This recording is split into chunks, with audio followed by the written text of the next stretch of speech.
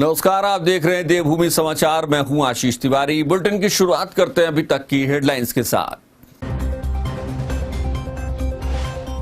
पूरे देश में हुआ कोरोना वैक्सीनेशन का ड्राई रन। कोल्ड चेन से लेकर वैक्सीनेशन तक की तैयारियों को परखा गया। पहले चरण में कोरोना वॉरियर्स को लगेगा टीका। कोरोना वैक्सीन को लेकर शुरू हुई राजनीतिक बयानबाजी। यूपी के पूर्व मुख्यमंत्री अखिलेश यादव ने कहा, नहीं लगवाएंगे बीजेपी की दी कोरोना वैक्सीन। एम्स से डिस्चार्ज हुए मुख्यमंत्री त्रिवेंद्र सिंह रावत फिलहाल दिल्ली स्थित निवास पर ही करेंगे स्वास्थ्य लाभ। सेहत में लगातार हो रहा है सुधार।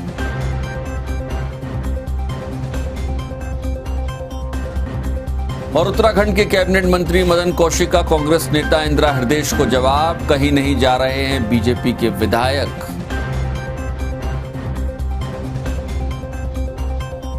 आज पूरे देश में कोरोना वैक्सीन दिए जाने का ड्राई रन किया गया। दिल्ली में गुरु तेग बहादुर अस्पताल में केंद्रीय स्वास्थ्य मंत्री डॉक्टर हर्षवर्धन ने तैयारियों का जायजा लिया। इस दौरान उन्होंने तय प्रोटोकॉल के तहत वैक्सीनेशन की तैयारियों को परखा। व्यवहारिक दिक्कतों के बारे में भी राय ली। न सिर्फ दिल्ली बल्कि पूरे देश के राज्यों की राजधानियों और कुछ अन्य शहरों में इस ड्राई रन को किया गया है। इस दौरान वैक्सीन नहीं दी गई। हालांकि कोल्ड चेन मेंटेन करने से लेकर वैक्सीनेशन के लिए आने वाले लोगों के बैठने, उनके डाटा कलेक्ट करने और उन्हें वैक्सीन देने तक की प्रक्रिया को किया गया।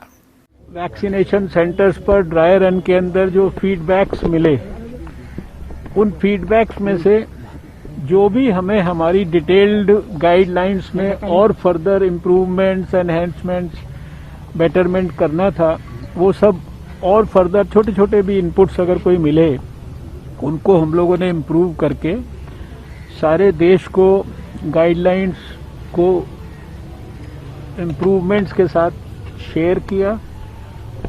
कल भी सारे देश के डिस्ट्रिक्ट मजिस्ट्रेट्स के साथ हम लोगों ने स्वास्थ्य मंत्रालय में कई बार कोऑर्डिनेशन हो चुका है, फाइनल फिर से कोऑर्डिनेशन किया है। वहीं इस दौरान एक सवाल के जवाब में डॉक्टर हर्षवर्धन के सभी को फ्री वैक्सीन देने के एक बयान को लेकर चर्चाएं होती रही। पहले डॉक्टर हर्षवर्धन ने कहा कि सभी को वैक्सीन फ्री मिलेगी। बाद में उन्होंने स्पष्टीकरण दिया कि सिर्फ 3 करोड़ कोरोना वॉरियर्स को ही वैक्सीन मुफ्त मिलेगी। दिल्ली में नहीं सारे देश में सर ठीक है, दिल्ली में नहीं सारे देश में सर ठीक है। वहीं इस वैक्सीन को लेकर राजनीतिक बयान भी आने लगे हैं। यूपी के पूर्व मुख्यमंत्री अखिलेश यादव ने कहा है कि बीजेपी को कोरोना तभी दिखता है जब विपक्ष कोई कार्यक्रम करता है। अखिलेश ने आरोप लगाया है कि बीजेपी सरकार कोरोना के पीछे कई समस्याओं को छिपाना चाहती है। वहीं अखिलेश यादव ने कहा है कि वो कोरोना की वैक्सीन नहीं लगवाएंगे। ये सरकार जो ताली थाली बजाने से कोरोना हटा रही थी, उसे क्या जरूरत है इतने फ्रीजर्स, इतनी बड़ी कोल्ड चेन बनाने की? अरे थाली ताली बजा दो, अपने आप कोरोना चला जाएगा। भाई आप खुद बताइए ना, आप खुद सोचिए।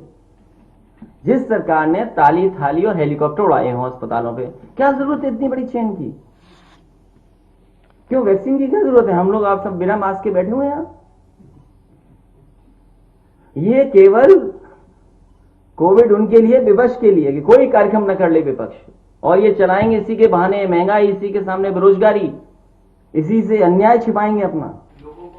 देखिए मैं तो नहीं लगवाऊंगा अभी वैक्सीन, मैंने अपनी बात कह दी, और वो भी बीजेपी लगाएगी उसका भरोसा करूंगा मैं?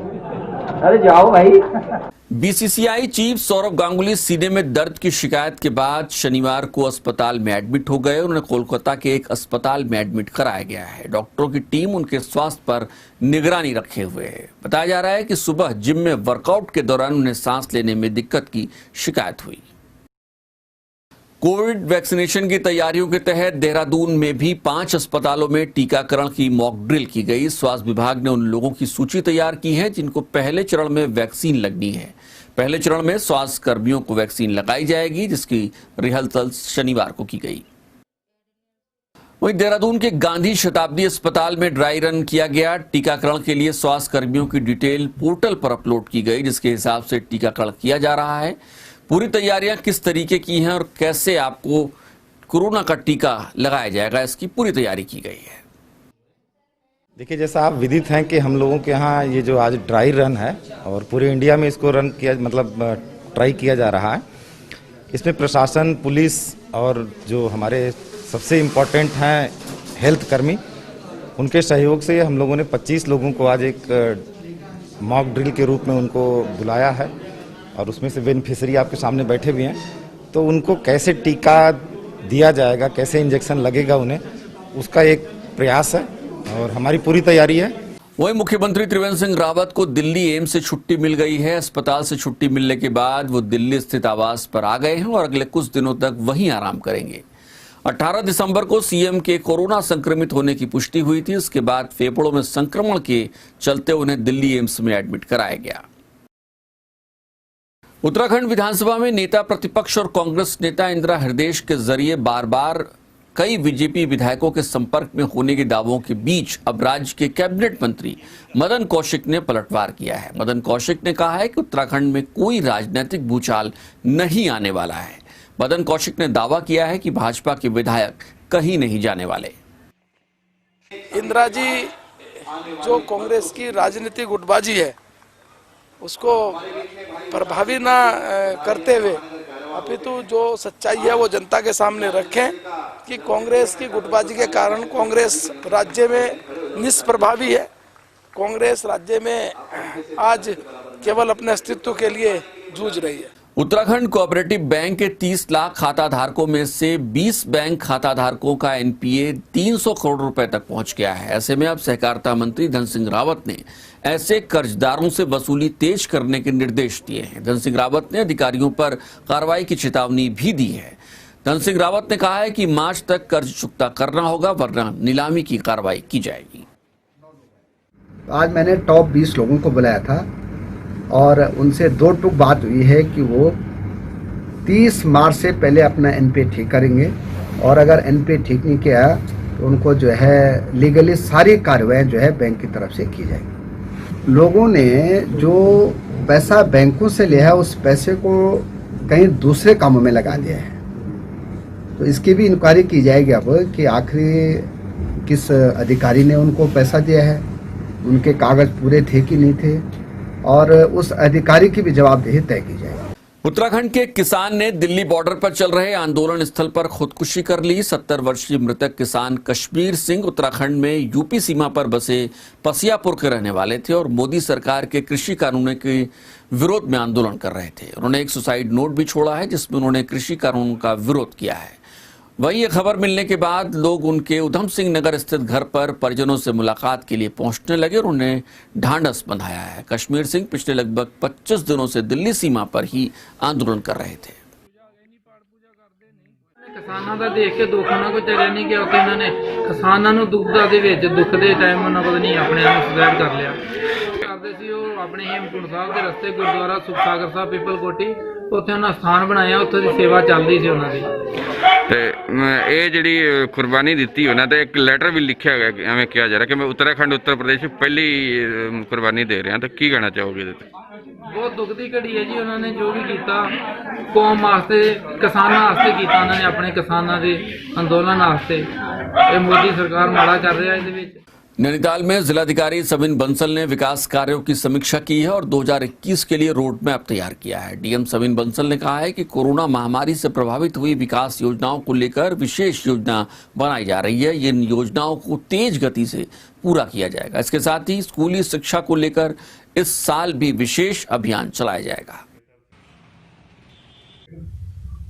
देखिए, जो हमारे डेवलपमेंटल प्लान्स हैं और ऑब्जेक्टिव्स हैं वो हमारे लास्ट क्वार्टर से रिज्यूम हो चुके हैं।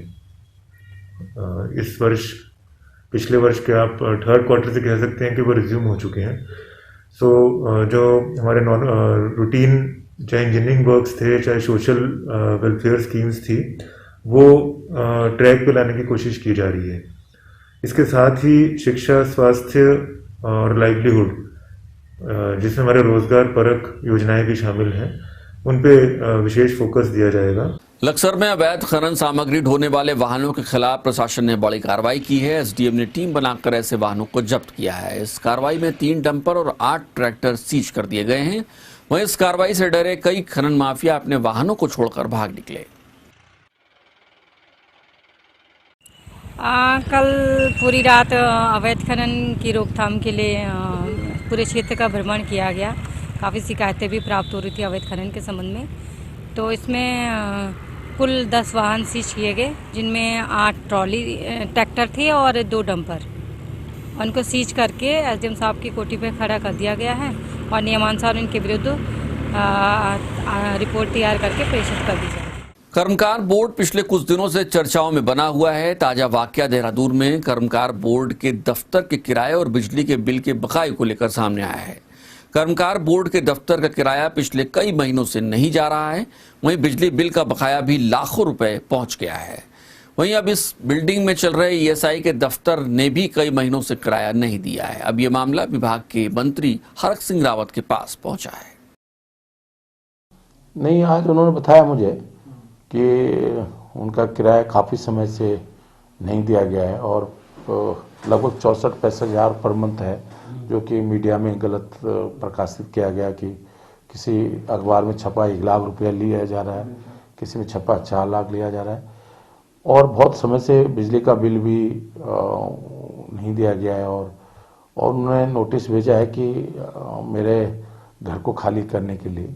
तो उन्होंने आज ये कहा है कि भाई मुझसे निवेदन किया कि आप हमारे भवन को, मंत्री के रूप में उन्होंने कहा, आप हमारे भवन को या तो खाली करा दें और हमारा जो रुका हुआ है ईएसआई का भी 7-8 महीने से किराया रुका हुआ है, उस किराए को दें। काशीपुर के रहने वाले बीएसएफ जवान रंजीत सिंह का पूरे सैन्य सम्मान के साथ अंतिम संस्कार कर दिया गया। रंजीत का शव फरीदाबाद में एक रेलवे ट्रैक के किनारे मिला था। इसके बाद उनके शव को उनके काशीपुर के सुभाष नगर स्थित उनके पैतृक आवास पर लाया गया, जहां उनका अंतिम संस्कार किया गया।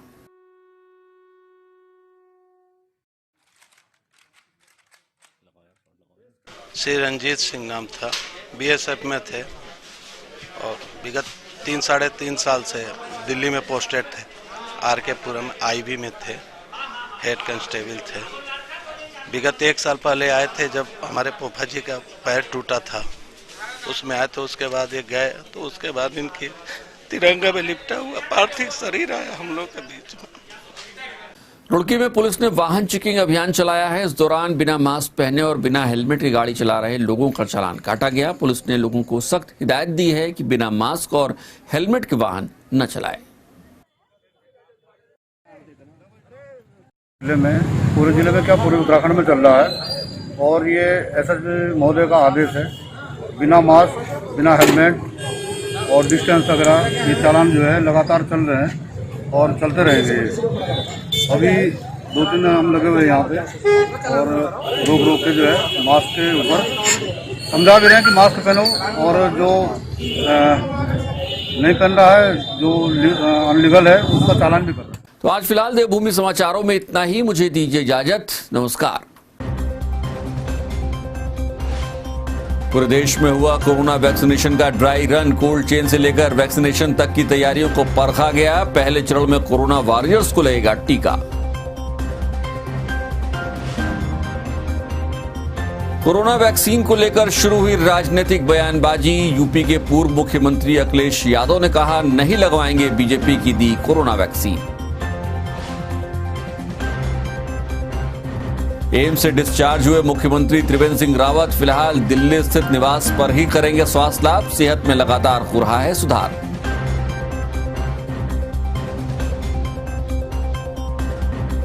और उत्तराखंड के कैबिनेट मंत्री मदन कौशिक का कांग्रेस नेता इंदिरा हृदयेश को जवाब, कहीं नहीं जा रहे हैं बीजेपी के विधायक।